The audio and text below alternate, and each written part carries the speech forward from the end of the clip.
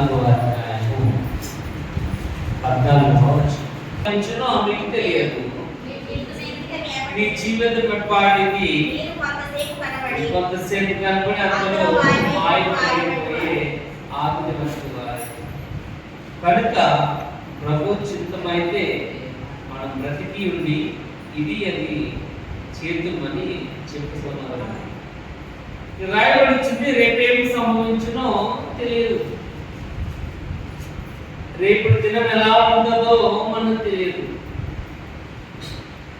మన జీవితము ఆవిరి వంటిదే రాయబడుతుంది, క్షణకాలం ఉండేది. కనుక ప్రభు చిత్తం అయితే మనం బ్రతికి ఉండి ఇది అది చేద్దామని చెప్పుకోవాలి.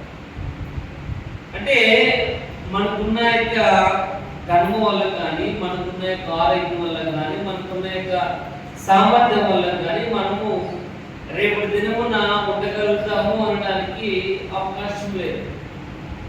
ఏ క్షణమున ఏమి సంభవిస్తుందో తెలియదు, ఏ క్షణమున ఎలా ఉండబోతామో తెలియదు. కనుక రాయబడి 15 వచనంలో దేవుని యొక్క చిత్తం అయితే అని, దేవుని యొక్క చిత్రం అయితే మనం బ్రతికి ఉండి ఇది చేయగలం. అంతే తప్ప రేపొద్దున మనం ఉండగలుగుతాము అనడానికి ఛాన్స్ అనేది లేదు. కనుక మనం ఎటువంటి వారిగా మనం ఉండాలి. రాయబడి వచ్చింది, కనుక ప్రభు చిత్తం అయితే మనం బ్రతికి ఉండగలం. ప్రభు చిత్తం అయితే మనం బ్రతుకుండాలంటే ఒకటి ఏంటంటే ప్రార్థన, దేవుని యొక్క కృప సహాయం. దేవుని యొక్క సహాయము మన యొక్క జీవితంలో కనుక లేకపోయినట్లయితే, దేవుని యొక్క సహాయం మన జీవితంలో కనుక లేకపోయినట్లయితే మనము మన యొక్క జీవితాన్ని ఊహించలేము. ప్రభు యొక్క చిత్తము లేకపోయినట్లయితే, అందుకే అంటున్నాడు, కనుక ప్రభు చిత్తం అయితే మనం బ్రతుకుండగలం. ప్రభు చిత్తం అయితే మనం బ్రతుకుంటాం. కనుక ప్రభు చిత్తము ఏమైందంటే ప్రార్థన చేయాలి అని, మనకి ఏది అవసరమో అది ఆయనను అడిగే వారిగా ఉండాలి. అప్పుడే మనము మన యొక్క జీవితంలో మనము కొనసాగగలం. సార్ చూడండి, 18వ లూకాసు సువార్త 1వ వచనం సార్ చూద్దాం. వారు ఇసుక నిత్యము ప్రార్థన చేయాలి. అంటే దేవుడు మనకి ఆజ్ఞాపించాడు కనుక మనం ప్రార్థన చేయవలసిన వారిగా ఉండాలి. ఎందుకంటే మనం బ్రతుకుండాలంటే ప్రభు చిత్తం అయితే మనం బ్రతుకుండాలి. మన యొక్క ఆధీనంలో ఏమి కూడా లేదు. ఎందుకంటే యేసు కూడా ప్రార్థన చేస్తున్నాడు, నీ చిత్తం అయితే ఈ పాత్ర నుండి తొలగించమని. ఆయన చిత్తమే కాలేదు కనుక మన చిత్తం కూడా కాదు. దేవుని యొక్క వాక్యం రాయబడి వచ్చింది, మనం ప్రభు యొక్క చిత్తం అయితే బ్రతికుండాలంటే మనం ప్రార్థన చేసేవారు ఉండాలి. ఎందుకు మనం ప్రార్థన చేయాలంటే ఆయన ఆజ్ఞాపించాడు కనుక ఇసుకక నిత్యము ప్రార్థన చేసేవారు ఉండాలి. ఇసుకక అంటే నిరుత్సాహపడకుండా ప్రార్థన చేసేవారు. ఎందుకంటే మనం ఏదైనా పని చేస్తున్నప్పుడు ఒక 50% వరకు బాగా చేస్తున్నారు, అక్కడి నుంచి ఏమొస్తుందంటే నిరుత్సాహం అనేది వచ్చేస్తారు. 100% మనం చేయలేము. ఎందుకంటే ఒక 50% స్టార్టింగ్ లో చాలా ఇంట్రెస్టింగ్ ఉంటుంది, అది రాను ఏమైపోతుంది అంటే మనలో డిసప్పాయింట్మెంట్ అంటే నిరుత్సాహాన్ని కలిగించేది ఉంటుంది. మనం చాలా ఈజీగా తీసుకుంటూ ఉంటాం. కనుక దేవుని యొక్క వాక్యంలో రాయబడుతుంది, మనం బ్రతికి ఉన్నాము, బ్రతికి ఉండాలి అంటే ప్రార్థన చేయాలి. ఎందుకంటే దేవుడు ఆయన ఆజ్ఞాపించాడు కనుక మనం ప్రార్థన చేసేవారు ఉండాలి. ఎందుకంటే రేపేమి సంభవిస్తుందో మనకు తెలియదు. మన జీవితం నా పాఠం ఉన్నాడు. మన యొక్క జీవితము చాలా తక్కువ సమయం. ఈ రాత్రి మనకు గడిస్తేనే గడిచినట్లు, లేకపోతే లేనట్లే. ఎందుకంటే ఈ రాత్రి దేవుని చిత్తం అయితేనే మనకి రాయబడి వచ్చింది. విసుగ్గా నిరుత్సాహపడకుండా మనము ప్రార్థన చేసేవారు. లూకాసు సువార్త 11వ అధ్యాయంలో చూద్దాం. మాకు కావలసిన అంటున్న ఆహారము దినదినము మాకు దయచేయండి.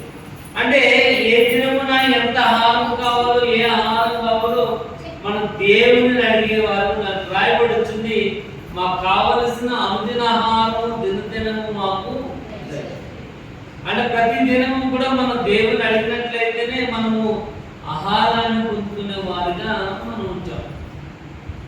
దేవుని యొక్క సహాయాన్ని దేవుని మనం అడగకపోయినట్లయితే ఆహారం కూడా మనకి పొందుకోలేము, రాదు. కరెక్ట్ రాయబడుతుంది, మాకు కావాలని అనుకున్న ఆహారం దినదినము మాకు దయచేయము.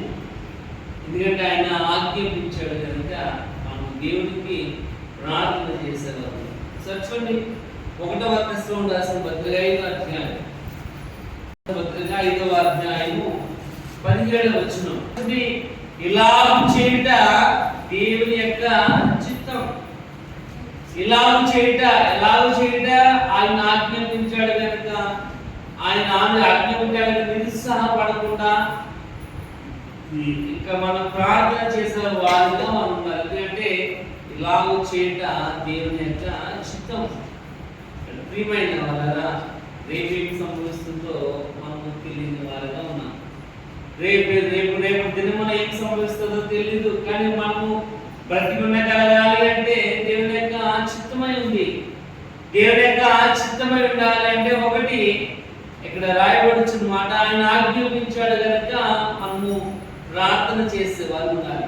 ఆయన ఆజ్ఞాపించాడు కనుక నిత్యము ప్రార్థన ఎలా చేయాలో ఉపమానం అక్కడ వార్త 10వ అధ్యాయంలో చెప్తున్నాడు కనుక మనము విసుకగా నిరుత్సాహపడకుండా ప్రార్థన చేసే వాళ్ళు ఉండాలి. అప్పుడే రాయబడుచున్న మాట, కనుక మన ప్రభు చిత్తమైతే మనము బ్రతికి ఉండి ఇది అది చేద్దామని చెప్పుకోవాలి. అలా చెప్పుకోగలగాలి అంటే ప్రార్థన చేయాలి. ఒకటి ఆయన ఆజ్ఞాపించాడు కనుక మనం ప్రార్థన చేయవలసిన వారికి ఉన్నాం. రెండోది మనం చూద్దాం, లూకాసు సువార్త 22వ అధ్యాయము 46వ వచనం సార్ చూద్దాం. మీరు శోధనలో ప్రవేశింపకుండానట్లు, మీరు శోధనలో పడకుండా ఉండాలి అంటే మీరు ఏం చేయాలి? ప్రార్థన చేసేవారు ఉండాలి. శోధనలో పడకుండా ఉండాలంటే, శోధనలో పడకుండా ఉండాలంటే ప్రార్థన చేసేవారు ఉండాలి. ఎందుకంటే అక్కడ రాయబడుతుంది, శోధన అంటే భయంకరమైన పరిస్థితి. శోధన అంటే భయంకరమైన ఇబ్బంది, డెడ్ లైన్. ఒక్కసారి మనం మన యొక్క జీవితంలో చాలా భయంకరమైన పరిస్థితిని చూసేటువంటి వారిగా ఉండిపోతూ ఉంటాం. కొన్నిసార్లు మన విశ్వాస జీవితంలో చాలా భయంకరమైన కష్టతరమైన పరిస్థితులు మన యొక్క జీవితంలో కనబడుతూ ఉంటాయి. అది ఇక్కడ అంతే రాయబడుతుంది, మీరు శోధనలో ప్రవేశింపకున్నట్లు మీరు ప్రార్థన చేయాలి. ఎందుకంటే యేసు ప్రభు అక్కడ శిష్యులు దగ్గర తోటలో ప్రార్థన చేస్తున్నారు. ఆయన రాత్రి వేళ దూరం వెళ్ళి ప్రార్థన చేస్తున్నాడు. కానీ శిష్యులు మరి ఏమైపోయారంటే వారు ప్రార్థన చేయడం మానేసి నిద్రలో జారుకున్న వారు కనబడుతున్నారు. ఎందుకంటే యేసు ప్రభు యొక్క వారి యొక్క యేసు ప్రభు యొక్క జీవితంలో కలిగిన శ్రమను వారి యొక్క జీవితం కూడా వారు అనుభవించారు కనుక వారు దాన్ని తట్టుకోలేకపోతారు. చూడండి, మనకు కూడా ఏదైనా శోధన ఇబ్బంది వచ్చింది అనుకోండి, భయంకరమైన కష్టమైన పరిస్థితి వచ్చిందనుకోండి, మనం గదుల నుండి బయటికి ఎవరు కూడా కనపడం, బయటికి అసలు కనపడం, ఏమైపోతున్నామో ఎవరు కూడా తెలియదు. ఎందుకంటే వారు అటువంటి యొక్క పరిస్థితిలో ఉన్నారు కనుక ఆ పరిస్థితిలో నుంచి ఎవరు కూడా వారిని సేవ్ చేయలేరు కనుక. కనుక దేవుడికి వాక్యం రాయబడుతుంది, శోధనలో ప్రవేశింపకున్నట్లు మీరు మెలకువగా ప్రార్థన చేయాలి. కాబట్టి భయంకరమైన పరిస్థితులు మీ యొక్క జీవితంలో వచ్చినప్పటికీ, ఎందుకంటే ఇక్కడ రాయబడుతుంది రేపు ఏమి సంభవించినో మనకు కానీ రేపు పొద్దున ఏం జరుగుతుంది మన యొక్క జీవితం తెలియదు కనుక రేపు సంభవించేది మీ యొక్క ఆధీనంలో ఉండాలి. అది ప్రభు యొక్క చిత్తమై ఉండాలంటే అటువంటి శోధనలో ప్రవేశించుకున్నట్టు నువ్వు ప్రార్థన చేసేవారుగా, విషమ పరిస్థితుల్లో నుండి పడిపోకుండా తప్పించుకునే వారిగా ఉండాలంటే ప్రార్థన చేసేవారు ఉన్నారు. ప్రియమైన వాళ్ళరా, దేవుని వాక్య వారు రాయబడి శోధనలో ప్రవేశించుకున్నారు. ఎందుకంటే అక్కడ యేసు ప్రభు తన శిష్యులతో మాట్లాడుతున్నాడు. ఎందుకంటే మీరు శోధనలో ప్రవేశించుకున్నారు. ఎందుకంటే పేతురు అంటున్నాడు 3 సార్లు అబద్ధం ఆడవలసి వస్తారు. వారందరూ కూడా చలాచలానికి పారిపోవలసి వచ్చింది. వారి ప్రాణాలను వారు కాపాడుకోవడానికి నానా ఇబ్బందులు వారు పడవలసిన వారు ఉన్నారు కనుక శోధనలు పడకుండా ఉండాలంటే మీరు ప్రార్థన చేయండి. రేపేమి సంభవిస్తుందో మూడవది చూద్దాం. అది యోహాను పత్రిక 4:2 చూద్దాం. కానీ మీకు దొరకటలేదు, నరహత్య చేయుదురు, మత్స్యల పడుగులు కానీ సంపాదించుకొనలేరు, కొట్లాడుదురు, యుద్ధము చేతులు కానీ దేవుని అడగనందున మీకు ఏమీ దొరకట్లేదు. మూడో దగ్గర రాయబడుతున్నాడు, మీరు ఆశించున్నారు కానీ మీకు దొరకట్లేదు, మీరు ఆశపడుతున్నారు కానీ దొరకట్లేదు. మానవ యొక్క జీవితంలో చాలా మీద మనం ఆశపడుతున్నాం.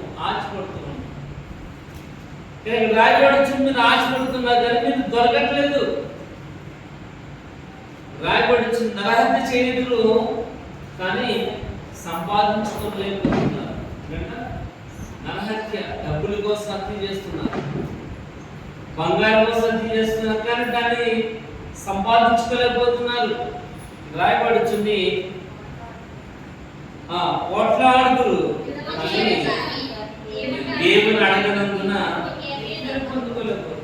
రాయబడుతుంది, ఇవన్నీ కూడా ప్రభు దగ్గర ఉన్నాయా? ప్రభు దగ్గర నుంచి మనం పొందుకోవాలి అంటే దేవుని అడిగే వారిగా ఉండాలి. దేవుని అడగాలంటే ఆయన ప్రార్థన చేసేవారు ఉండాలి. ప్రభుని అడగకపోవడం వల్ల మనం పొందుకోలేకపోతున్నాం. రాయబడుతుంది, మీరు ఆశపడుతున్నారు. ఆశపడే దానికి 42వ కీర్తనలో రాయబడుతుంది 2వ వచనంలో ఆయన అతని యొక్క మనోభీష్టమును నెరవేర్చేవాడు ఉన్నాడు. నీ పనుల భారం యెహోవా మీద మోపము, ఆయన దాన్ని సఫలం చేయను అంటారు. కాబట్టి మన హృదయంలో యొక్క ఆలోచన, ఆశ నెరవేరాలి అంటే మన ప్రభువును అడిగే వారు ఉన్నారు. ఇక్కడ రాయబడుతుంది, పోట్లాడుదురు దేవుని అడగనందున మీకు ఏమీ కూడా దొరకట్లేదు. అన్ని దొరకవు, అన్ని దొరికేవి కాదు. కొన్ని తక్కువ రేటు దొరుకుతాయి, కొన్ని ఎక్కువ రేటుకి దొరుకుతాయి, కొన్ని చాలా పనులు కూడా మన యొక్క జీవితంలో ఉంటాయి. కానీ ఆశ మాత్రానికి అంతు అనేది లేదు. ఆశకి చాలా అంతు లేదు. దాని ఇష్టాసరంగా ఉండదు ఆశ, కానీ ఆ ఆశ నెరవేరాలి అంటే రాయబడుతుంది, ప్రభుని అడిగేవారు ఉన్నారు. ప్రభుని అడగకపోవడం వల్ల మనం ఏమి కూడా పొందుకోలేకపోతున్నాం. ఆ కింద మాట రాయబడుతుంది 3వ వచనంలో, మీరు అడిగినను మీ కోపం నిమిత్తము వినరించే దురుద్దేశంతో అడుగుతున్నారు కనుక మీరు దొరకట్లేదు. ఇక్కడ దురుద్దేశంతో అడుగుతున్నా అంటే మనకు అవసరం లేకపోయినా మనము అడిగే వారిగా కనబడుతున్నాం. మనకి ఏది కావాలి అది ప్రభుని అడిగినట్లయితే ఆయన తప్పకుండా దయచేసేవాడుగా కనబడుతున్నాడు. కాబట్టి ఒకటి, ఆయన ఆజ్ఞాపించాడు కనుక మనం ప్రార్థన చేసేవారు ఉండాలి. ఎందుకు ఆజ్ఞాపించాడంటే ఏమేమి సంభవిస్తుందో మనకు తెలియదు. ఇక్కడ రాయబడుతుంది, శోధనలో ప్రవేశించుకున్నట్లుగా ప్రార్థన చేయాలి. ఎందుకంటే నెక్స్ట్ సెకండ్ మన యొక్క జీవితంలో ఏమి సంభవిస్తుందో తెలియదంటే మానవ యొక్క జీవితము ఆవిరి వంటిది అని రాయబడుతుంది. గాలి వేయగానే ఆవిరి నీటి బిందువులుగా మారదు. ఇక్కడ ప్రియమైన వల్ల ఆవిరి వంటి మానవ యొక్క జీవిత పాటికి కానీ రాయబడి ప్రభునందు మనం అడిగేవారుగా ప్రభు దగ్గర నుంచి మనం పొందుకు. ఎందుకంటే ఆయన ప్రతి వారి యొక్క ఆశను నెరవేర్చేవాడు ఉన్నాడు.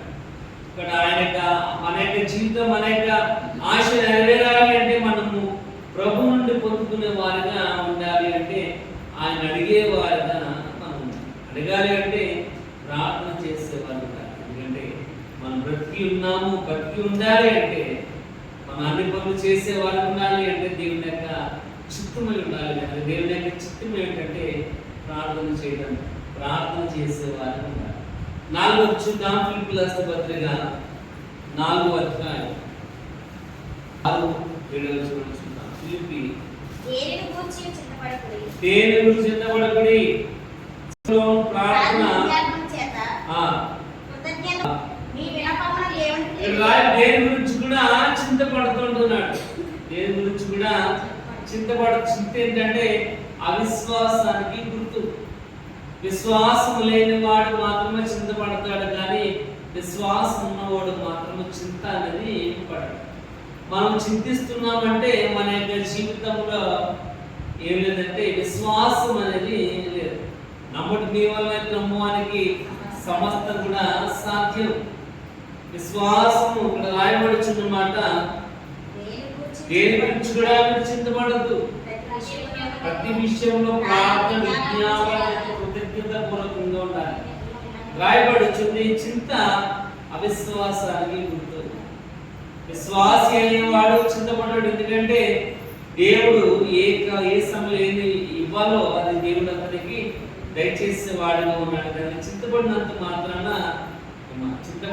మాత్రాన మనం పొందుకోలేము.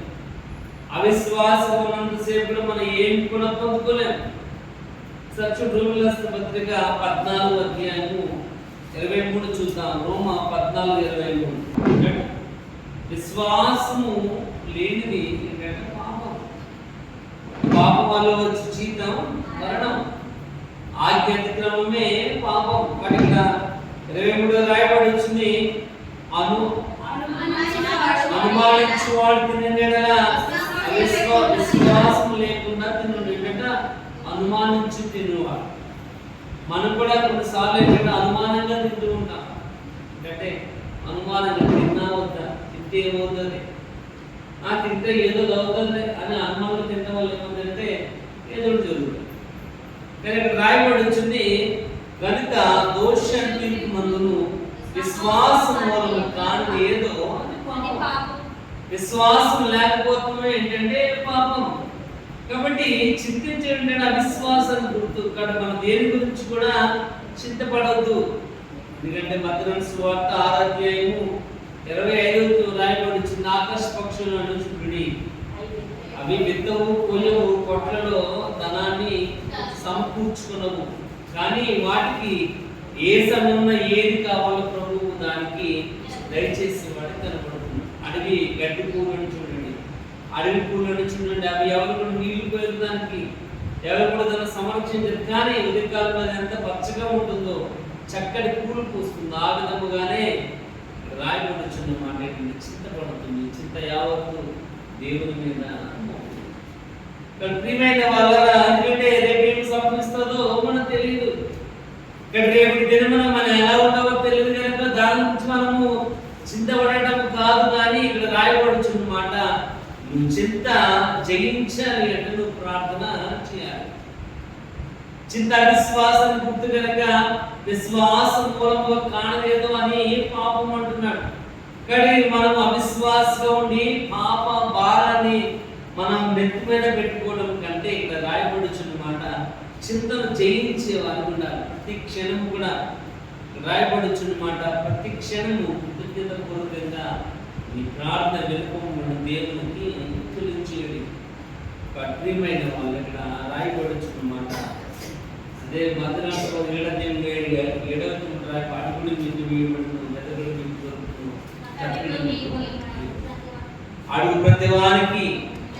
ప్రియమైన వాళ్ళ ఈ చింత యావత్తు దేవుని మీద. సత్యం 1 పేతురు 5 అధ్యాయం 7 ఆయన మీ గురించి చింతిస్తున్నాడు. కాబట్టి నీ చింత యావత్తు, నీ భారం ప్రతిది కూడా దేవుని మీద మోపుడి. ప్రయాసడి భారం సౌజన్యంగా రండి, నేను మీకు విశ్రాంతిని కలుగజేస్తాను. ఇక్కడ రాయబడుచున్న మాట ఏంటంటే ఈ భారము ప్రభు చెంద పెట్టాలి, కానీ చింతించడం మాత్రం కాదు. చింతించడం వల్ల అవిశ్వాసాన్ని గుర్తు. అవిశ్వాసం మనం ఉన్నట్లయితే పాప భారాన్ని మనం మోస్తూ వారికి కనబడుతున్నాం. ప్రియమైన వాళ్ళన దేవుని యొక్క వాక్యం సాక్షుడు యాకోబు 1 దేవుని సాక్షుడు యాకోబు 1:6 సాక్షుడు 1:6. ఏ మాత్రం కూడా సందేహింపగా విశ్వాసంతో అడగాలి. అంటే ఏ మాత్రం కూడా సందేహం డౌట్. ఇక్కడ రాయబడి డౌట్ ఉన్నట్టే రాయబడుచున్న గాలి చేత రేపడి ఎగిరిపడు సముద్రము తరంగం వలె. గాలి చేత రేపడి ఎంత పైకి ఎగినా అది లాస్ట్కి నీటి మీదకి భూమి మీదకి చేరవలసింది. ఆయన అలా ఎంత పైకి లేచినప్పటికీ అది ఆఖరికి అది కింద పడవలసినదే. రాయబడుచున్న మాట్లాడేది మీరేమాత్రం సందేహింపగా విశ్వాసంతో అడగవలను. ప్రియమైన వాళ్ళకి రాయబడుచున్న మాట సందేహింపక బట్ చింత యావత్తు దేవుని మీద వేడుకుంటే రేపు ఏం సంభవిస్తుందో మనకు తెలియదు. మన జీవితం ఎప్పటిది దాన్ని తెలుసుకునేక జ్ఞానం ఆలోచన కూడా దేవుడు మనం దయచేయలేదు. కాబట్టి రేపు ఏం సంభవిస్తుందో మనకు తెలియదు కనుక కానీ బ్రతికి ఉండడము ప్రభు యొక్క చిత్తమైంది కనుక ఆ చిత్తము నెరవేరాలి అంటే చింతను జయించే వారు ఉండాలి కనుక అప్పుడే మనం ప్రార్థన చేసేవారుగా మనం ఉండగలం. చూడండి నాగరిగా చూద్దాం. రోగులాసిన పత్రిక 10వ అధ్యాయం, రోగులాసిన పత్రిక 10వ అధ్యాయము వచనం. చెయ్యవాడెవడో వాడు రక్షింపబడును. 4 రాయబడుతుంది, ప్రభు నామం బట్టి ప్రార్థన చెయ్యవాడు రక్షింపబడును. ప్రియమైన వాళ్ళ వాక్య భాగం రాయబడుతుంది, ప్రభు నామం బట్టి మనం ప్రార్థన చేసేవారు. చేసిన వాడు మాత్రమే రక్షింపబడతాడు. చేసిన వాడి యొక్క జీవితంలో మాత్రమే మరి బ్రతుకుండగలడు.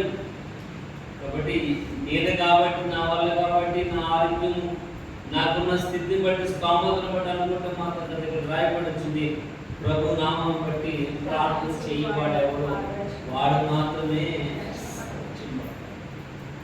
రక్షింపబడిన గుంపును మనం ఉండాలంటే ప్రభు నామం ప్రార్థన చేసేవారు.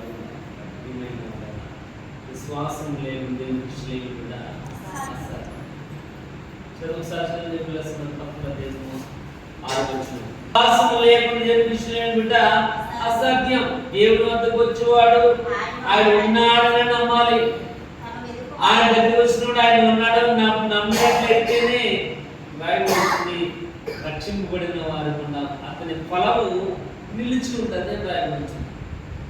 రక్షింపబడాలి ఫలం నిలిచి ఉండాలి అంటే నువ్వు ప్రభునందు ప్రార్థన చేశావు.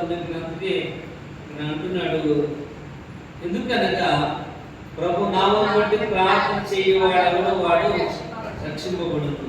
ప్రియమైన వాడు మనము రక్షింపబడిన స్థితిలో ఉండాలంటే ప్రభు నామం బట్టి ప్రార్థన చేసేవారు ఉండాలి. ఎందుకంటే ఏమి సంభవిస్తుందో మనుషులైన మనకి తెలియదు.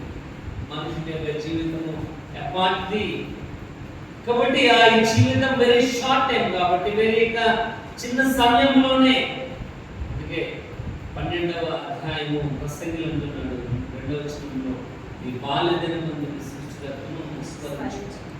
ఎందుకంటే ఏ క్షణమున మానవ యొక్క జీవితం ఏ విధంగా టర్న్ అవుతుందో తెలియదు, ఏ విధంగా సంభవిస్తుందో తెలియదు. కనుక మనం ప్రార్థన చేసేవారు. ఎందుకంటే ప్రభు దాన్ని ఆజ్ఞాపించాడు కనుక ఆ ప్రభు యొక్క చిత్తమైంది కనుక మనం ప్రార్థన చేసేవారు ఉండాలి. యేసు వంటలు శోధన ప్రవేశింపుకున్నట్లు ప్రార్థన చేసే వారు ఉండాలని రాయబడుతుంది. 3వది ప్రభునందు మనం పొందుకునే వారు ఉండాలంటే ప్రార్థన చేయాలి. 4వది రాయబడుతుంది చింతను మనము జయించే వారు ఉండాలి. 5వది మనం నేర్చుకున్నాం రక్షింపబడిన వారు ఉండాలంటే మనం ప్రార్థన చేయాలి. ఎందుకంటే అది మన యొక్క చిత్తమైనది, అది మన యొక్క ఆధీనం లేదు. ప్రభు యొక్క చిత్తమై ప్రభు యొక్క చిత్తం నెరవేర్చిన వాడు మాత్రమే రక్షింపబడిన వాడు ఉంటాడు. కనుక ఎవడైతే ప్రభు ఉన్నాడని నమ్ముతున్నాడు వాడు ఫలం మాత్రమే నిలిచుండదని దేవుని వాక్య భాగం రాయబడుతుంది. అటువంటి కృపను మనం కలిగిన వారిగా ఉండాలి అంటే మనం ప్రార్థన చేయాలి. ఎందుకంటే రేపటి దినము మనదైతే కాదు, రేపటి దినము నీదైతే కాదు, రేపటి దినము మన వల్ల అవుతుందంటే మాత్రం అది జరిగే యొక్క స్థితిలో అయితే లేదు. ఎందుకంటే రేపటి దినము దాని తలము దాన్ని ఉద్దేశించినట్టు కూడా గతించిపోయే ఒక సమయం అనేది ఆసనం అవుతుంది. కనుక ఆ సమయంలో మనము నశించిపోకుండా ఉండాలి అంటే ప్రభుకు ప్రార్థన చేసేవారుగా, ప్రార్థన చేసిన వాడు మాత్రమే రక్షింపబడుతున్నట్లుగా దేవుని వాక్యం రాయబడుతుంది. వారి గుంపులో మనం ఉండాలి అంటే ప్రభు చిత్తము నెరవేర్చేవారుగా, దేవుని ఉద్దేశంలో ఆయన తలపు నెరవేర్చుకొని ఉండడానికి మన ప్రయత్నం